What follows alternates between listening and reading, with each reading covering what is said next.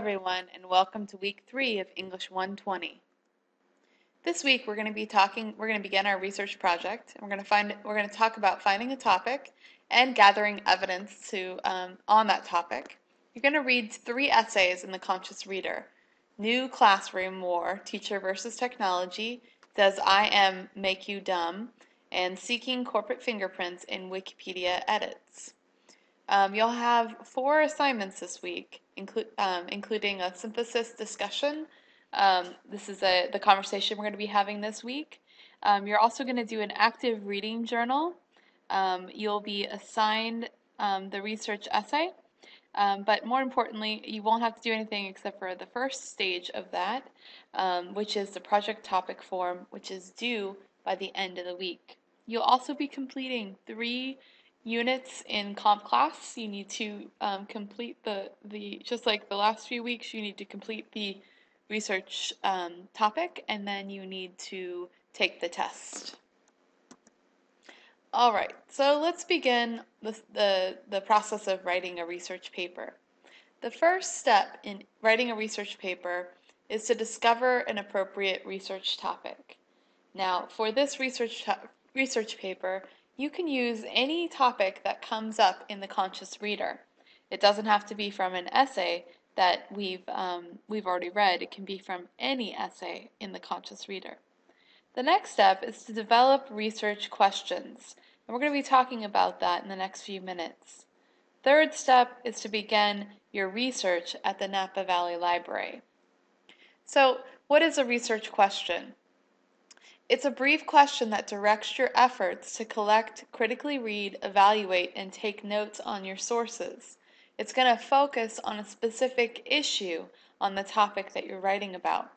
It reflects on your writing situation. Your writing situation is you're writing a research paper in this class, and it's based on the assignment sheet. And it's narrow. Your research question has to be very narrow. It should begin with the word what, why, when, where, who, or how. So there's a lot of different things that your questions can focus on. They can focus on information, what's known or not known about the issue. They can focus on history, what has occurred in the past that's relevant to an issue. They can focus on assumptions. What conclusions have writers and readers already made about the issue? They can focus on goals. What do the writers and readers involved in the conversation about the issue want to see happen or not happen? They can focus on outcomes. What has happened so far? What is likely to happen? Or they can focus on policies. What are the best procedures for carrying out actions, for making decisions? And then questions can lead to these thinking processes: definition, evaluation, compare, contrast, cause-effect analysis, problem-solution analysis or advocacy, sequential analysis, inquiry, and reporting. Now this feels like a lot of information, you guys, but I have this table to help you out. And if you look at pages 44 to 45 in the Bedford Researcher, there's excellent examples of all of these different types of questions. So you'll see in the book, all of these squares are filled in with actual sample questions. It's a really good place to go to find models of the information that of the types of questions you can try writing for your own topic. You also want to craft questions that reflect your writing situation. You want to review your potential research questions. So you're going to start by writing about 4 or 5 of these by modeling them after these different questions. And then you're going to choose the research question that seems more likely to help you achieve your purpose as a writer. Now remember, anytime you write for any situation, you must have a purpose. Remember, the reader is going to always ask, so what? What are you writing this for? What's your point? Okay? You need to be able to answer that question. And one way to do so is to refine your research questions. So once you've drafted about 4 or 5 research questions, I want you to try to narrow down 1 or 2 of them by doing this. I want you to think about this. So the example research question we have here is, What should be done about steroid use by adolescent girls involved in competitive sports? Right? This is an interesting question to ask, and you could certainly find research on it, but it's not refined enough. You can refine it by saying, even though we know that widespread drug testing of all athletes, younger and older, is impossible, what should be done about steroid use by adolescent girls involved in competitive sports? When you begin with a conditional word or phrase such as although, even though, given that, it really helps narrow the scope of your question.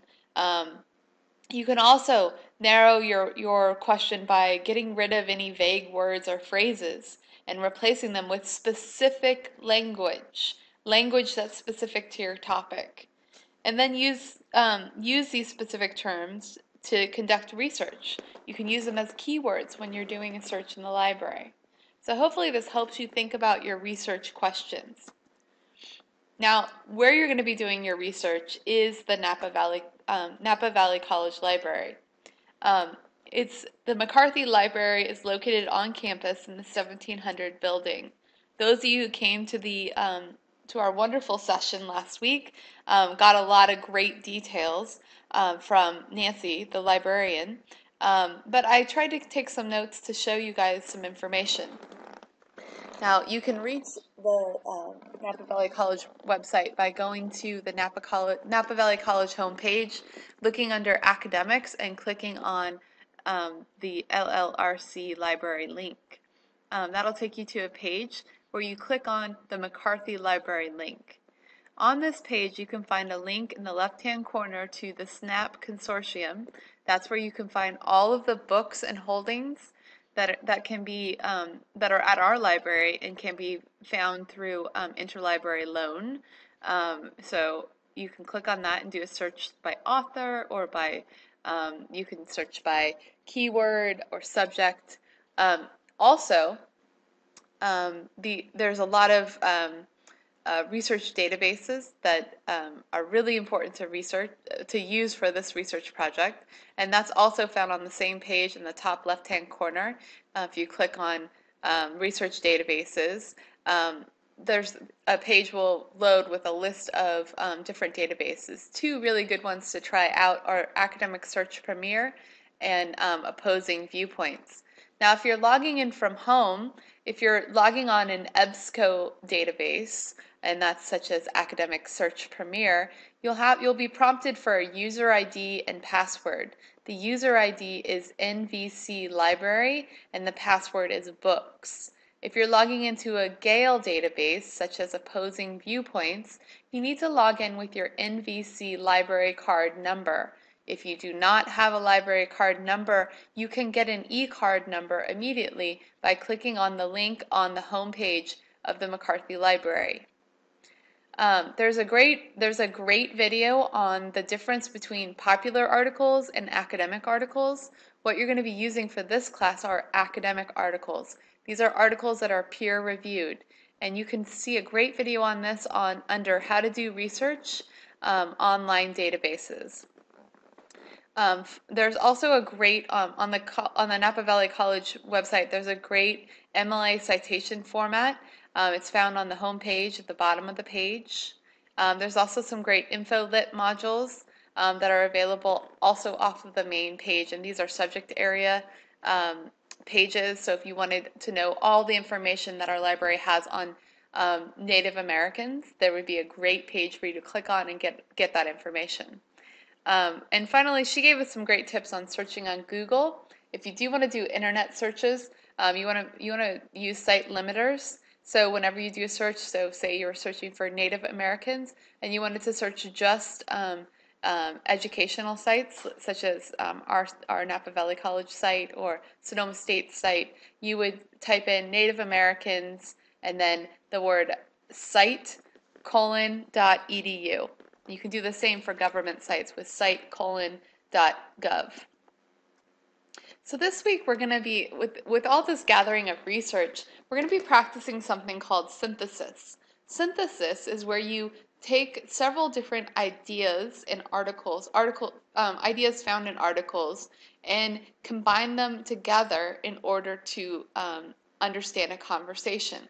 So what I'd like you to do is to actively read the essays for this week: New Classroom, War, Teacher versus Technology, Does IM Make You Dumb, Seeking Corporate Fingerprints, and Wikipedia Edits, and then answer the following questions about all of these essays. What is the conversation that is happening between all of the articles? Are all of the articles in favor of technology? Which authors examine the positive aspects of technology, and what are those aspects? Which authors discuss the negative aspects about technology, and what are those aspects? Which articles agree with each other and why? Which articles disagree with each other and why? Then I'd like you to try and summarize the entire conversation that all of the articles are having about technology in 1 to 2 sentences. That should be hard, you guys. And then I want you to tell me, where does your opinion about this topic fall and why? And you need to use evidence from the essays to support what you're saying.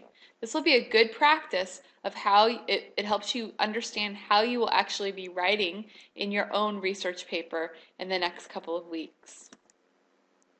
For your active reading journal this week, you're actually going to be discovering your research topic.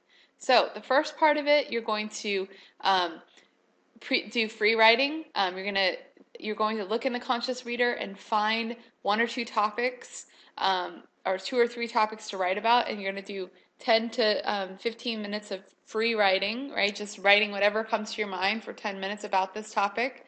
Then you're going to complete the activities on pages 20 through 21 in the box marked My Research Project in the Bedford Researcher. This will really help you understand which topic, or identify which topic you want to write about. Then I want you to develop 4 to 5 draft research questions and using the techniques I talked about in this lecture, refine those questions to choose 1 to 2 to use as you conduct your library research. So there's several stages to our research project. This week, as you can see, you're going to be choosing your topic and creating something called the research topic form, which I'll be talking about in just 1 second. Next week, you'll be writing an annotated bibliography. That's where you're going to be analyzing several sources. And then by week 5, you're going to be actually drafting a draft of your research paper. Week 6 is when you're going to be doing peer review and turning in a final draft of your paper. And in the final section of this class, you'll be turning everything you've turned in this class completely revised as part of a portfolio. So your project topic form. By next Sunday at 11:59 p.m., you need to use the pre-writing you've done in your active reading journal in order to discover a topic you'd like to spend the rest of the semester studying. You can choose any of the issues or ideas, as I've said, that have come up in the conscious reader or that are in the conscious reader that we haven't yet talked about.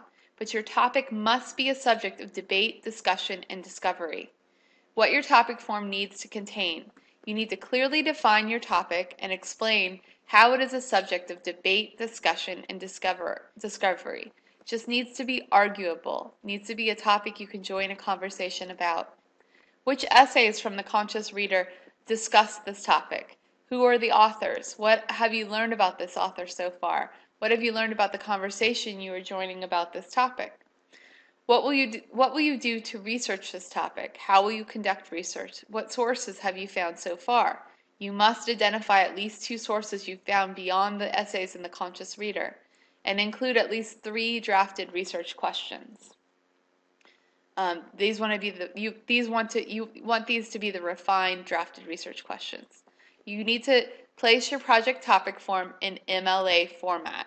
It needs to be in Times New Roman font, and it needs to be 12-point font, and it needs to be at least 2 pages long. In comp class this week, you're going to be completing 3 different research modules and completing the test: correct paraphrasing and summarizing, online research, and quotation proficiency. And next week, we'll continue to work on our research paper. As always, please contact me if you have any questions.